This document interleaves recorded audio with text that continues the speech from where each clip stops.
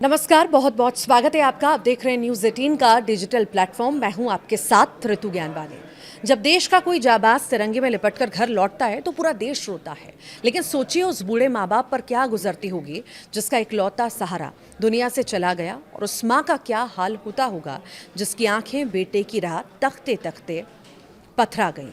लेकिन आज हम आपको जो कहानी बताने जा रहे हैं वो सिर्फ एक शहादत की कहानी नहीं है।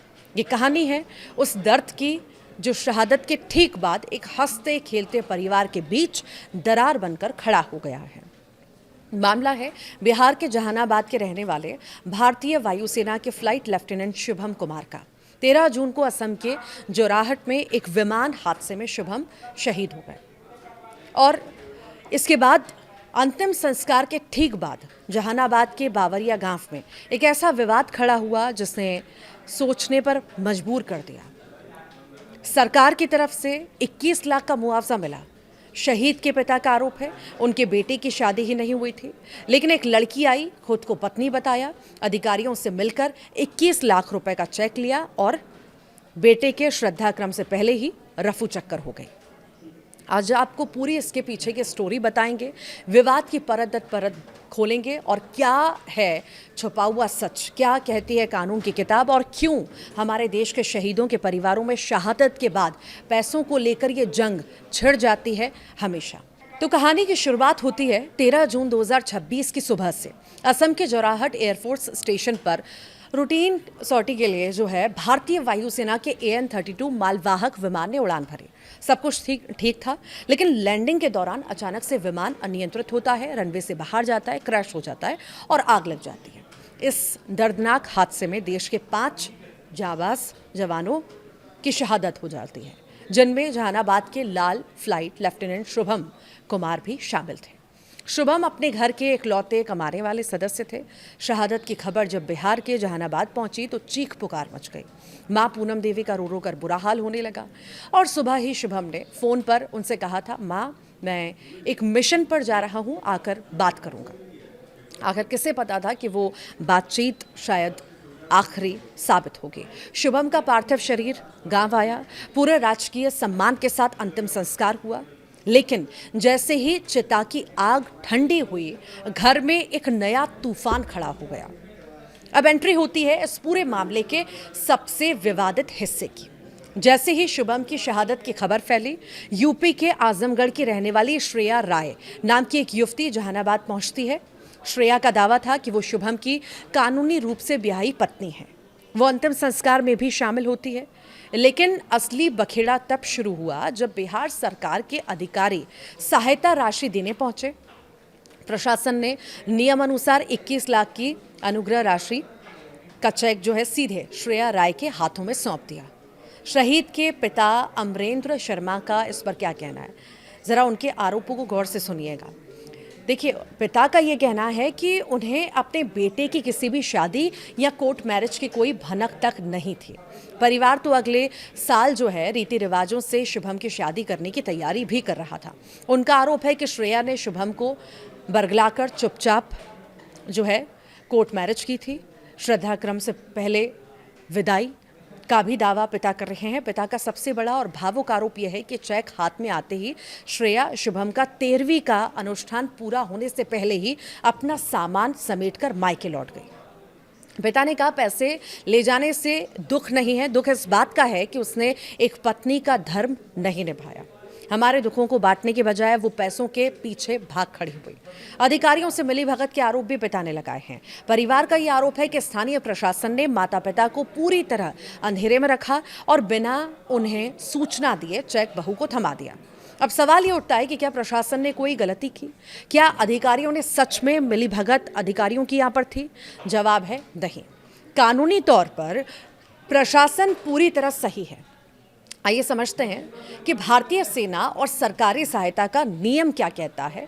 रक्षा मंत्रालय और भारतीय वायुसेना के नियमों के मुताबिक किसी भी सैन्य कर्मी का एक नेक्स्ट ऑफ किन यानी कि निकटतम संबंधी तय होता है।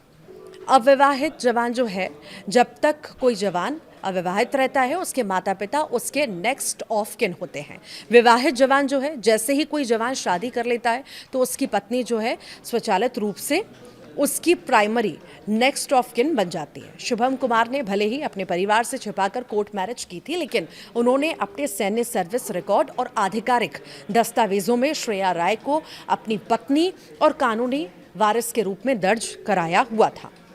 और कानून की नज़र में कोर्ट मैरिज का सर्टिफिकेट सबसे बड़ा सबूत है, और यही वजह है कि जिला प्रशासन ने किसी भावना में बहे बिना दस्तावेजों का पालन करते हुए चेक जो है श्रेया राय को सौंप दिया। जहानाबाद के इस मामले ने देश के लोगों को 2 साल पुराने एक और जो है बेहद चर्चित मामला था जिसकी याद दिलाई है। आपको याद होगा कैप्टन अंशुमान सिंह का ये मामला, जिन्होंने सियाचिन में अपनी जान न्यौछावर कर दी थी। उन्हें मरणोपरांत कीर्ति चक्र से सम्मानित किया गया था। उस वक्त भी कैप्टन अंशुमान के माता पिता ने अपनी बहू स्मृति सिंह पर ठीक ऐसे ही आरोप लगाए थे कि वो मुआवजा राशि और कीर्ति चक्र लेकर अपने घर चली गईं और बुजुर्ग माता पिता खाली हाथ रह गए। ये दोनों घटनाएं हमारे देश के सामने एक बहुत बड़ा और कड़वा सवाल खड़ा करती हैं। जब एक बेटा शहीद होता है तो सिर्फ एक पत्नी का सुहाग नहीं उजड़ता, बल्कि उन बूढ़े माता पिता की रीढ़ की हड्डी भी टूट जाती है, जिन्होंने 20 से 30 साल खून पसीना बहाया, उस बेटे को देश की सेवा के काबिल बनाया। लेकिन कानून के चक्रव्यूह में अक्सर माता पिता हाशिए पर छूट जाते हैं, और इस पूरे विवाद के बीच शहीद शुभम कुमार के लाचार पिता अमरेंद्र शर्मा ने अब देश के रक्षा मंत्री राजनाथ सिंह से न्याय की गुहार लगाई है। उनका कहना है कि उन्हें बहू के अधिकारों से कोई दिक्कत नहीं है, कानूनन जो उसका है वो उसे मिले, लेकिन सरकार को कोई ऐसा नियम ज़रूर बनाना चाहिए जिससे शहीद के बूढ़े और बेसहारा माता पिता को भी सम्मान से जीने के लिए पेंशन या आर्थिक मदद का हिस्सा मिल सके। ये मामला सिर्फ पैसों का नहीं है, बल्कि नैतिकता, पारिवारिक मूल्यों और देश के कानून के बीच के संतुलन का है। एक तरफ कानूनन सही पत्नी है तो दूसरी तरफ भावनात्मक और सामाजिक रूप से टूटे हुए माता पिता। आपकी क्या राय है? आपको क्या लगता है कि सेना और सरकारों को अपने मुआवजे के नियमों में बदलाव करना चाहिए, या शहीद का मुआवजा और पत्नी और माता पिता के बीच आधा आधा बांटा जाना चाहिए? अपनी राय नीचे ज़रूर कमेंट बॉक्स में छोड़िएगा और वीडियो को ज़्यादा से ज़्यादा शेयर कीजिएगा। बाबू के लिए कई कुछ सपने तो देखे होंगे सब। क्या बोले सपने, तो मेरा बेटा घर हम नहीं भूल पाएंगे। आखिरी बार जब बात हुई थी कल सुबह हमको बात हुआ था बाबू से, वीडियो कॉलिंग किया था बेटा। क्या बात हुई? मम्मी हम मिशन पर जा रहे हैं, मम्मी अपना ख्याल रखिएगा मम्मी। उसके बाद फोन रख दिया बेटा, कॉल नहीं हुआ। पता कैसे चला? कॉल आया था, प्लेन क्रैश किया ऐसा। फिर हमको पता नहीं था, नहीं सब बता रहे थे घर में, लेकिन ऐसा लगा। फिर हम कॉल किए, हम भी नंबर बाबू लोग मोबाइल से निकाल लिए थे। कॉल किए तो पता चला कि प्लेन क्रैश किया बुरी तरह से। बाबू के लिए कई सपने देखे होंगे, शादी वाले शादी का सपना देखे थे।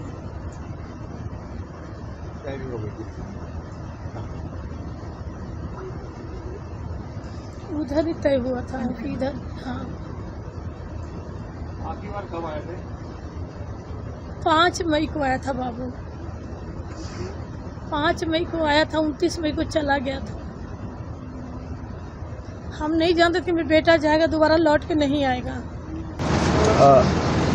मैं लड़के का बाबा हूँ जी। शुभम मेरा प्यारा पोता था।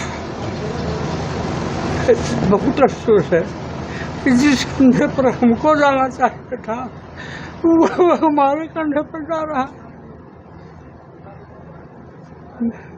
ऐसे तो हम बहुत व्यथित हैं, लेकिन फिर भी मोदी जी को इस सूचना पहुंचनी चाहिए आपके माध्यम से कि जो उल्टा ताबूत बना करके रखे हुए हैं, कितने जवानों का जान लेंगे। MiG-21 हटा, लेकिन 50 जवानों का जान लेने के बाद आपका भी तो जहर लगता है 10 हो गया इसमें। इसके पहले जोरहाटे में हुआ था छठी। हाँ, उसमें ट्रेनर विमान था, जो है तो सुखोई का जो है तो दोनों लापता हो गया, वो भी शुभम का दोस्त था। अच्छा, क्या इसके मुतालिक कभी बात होती थी, लगता था कि भाई उनको जो है पुरानी जो हवाई जहाज है या फिर पुरानी जो फाइटर हमेशा जो है से मोदी जी का विरोध करता था, हमेशा। कि मोदी जी का केवल जो है से बोली है कि नहीं, और करनी केवल कथनी है, करनी नहीं है। काहे के लिए रखे हुए हैं? 20 साल 25 साल के जवान की हत्या करवा रहे हैं। बंद कर दो, हमारा पेंशन भी तुम ले लो, हम जी लेंगे। उनके चले जाने से क्या असर पड़ेगा? हम तो लूट लिए, नहीं। अभी घर जो है से मेरे पेंशन के भरोसे, छोटा किसान भोजन से अधिक होता नहीं। क्या आप मानते हैं कि ये हादसा जो हुआ उसके पीछे वो पुराना जो एयरक्राफ्ट है वो बस वही है, और मोदी जी की गलत नीतियाँ, मोदी जी का पैंट। लेकिन कुछ चीज है, लेकिन नहीं, मोदी जी पर कोई दाग नहीं है, लेकिन इनके लोगों पर दाग है। दूसरी पार्टी से आ जाते हैं, पूरा भ्रष्टाचार करके यहाँ आते हैं तो साफ हो जाता है। ये पास वॉशिंग मशीन है, इसमें धुल जाते हैं। अच्छा, क्या सपने थे उनके शुरू के? सपना तो खैर बड़ी बड़ा था, लेकिन नहीं, वो सपना जो है से हम उसको कहते थे। शुरू और छठा से पढ़ाई सैनिक स्कूल कुरकुंडा में, NDA में हुई। लड़का कहा बीटेक का डिग्री देता है, कहा कि हम IAS में बैठ सकते हैं जैसे बाबा जी, लेकिन हम जो है देश की सेवा करें। जज्बा जानते हैं, IAS IPS निकालना आसान है आज कुछ निकालना, लेकिन ये बड़ी टफ है। 5 दिन तो केवल इंटरव्यू होता है। अब इतना बड़ा लाल कब ज्वाइन किए थे? 2000 में। 2021 शुरू से वही पोस्टिंग थी या कहीं और भी? ना, इसके पहले बंगलोर था, उसके बाद वडोदरा था, वडोदरा के बाद यहाँ से जहाँ एक्सीडेंट हुआ वहाँ गया, असम में। आखिरी बार घर कब आए? आखिरी बार आए हुए थे, उसकी मामा का डेथ हो गया था, मेरी वाइफ का, तो कि नहीं, तो वो आया हुआ था। तो 30 तारीख को गया है, और क्या। सर क्या उनकी शादी वादी की बात? नहीं, शादी चल रही थी बात, समझिए उन लोगों ने ही पसंद कर लिया था। आजमगढ़ के थे, लड़की ही फ्लाइट लेफ्टिनेंट थी, कोई भाग्य में नहीं था। कब था डेट, कैसा कुछ? अभी जैसे केवल तय था आदर्श विवाह, हम बाराती लेकर पहुंच जाएंगे अपने औकात से, आप अपने औकात से वहाँ हम लोगों का स्वागत कीजिएगा, लेकिन भाग्य में नहीं, सपना अधूरा रहेगा। अरे जू बगल बेटा होता, बेटा तू होता पुटू तुम्हारा कबाब होता, हमको क्या है, मेरा तो 82 बरस उम्र है, कब्र में पाँव लटका हुआ है, कब चले जाएंगे नो वन नोज। क्या नाम? मेरा नाम जोगेंद्र प्रसाद है।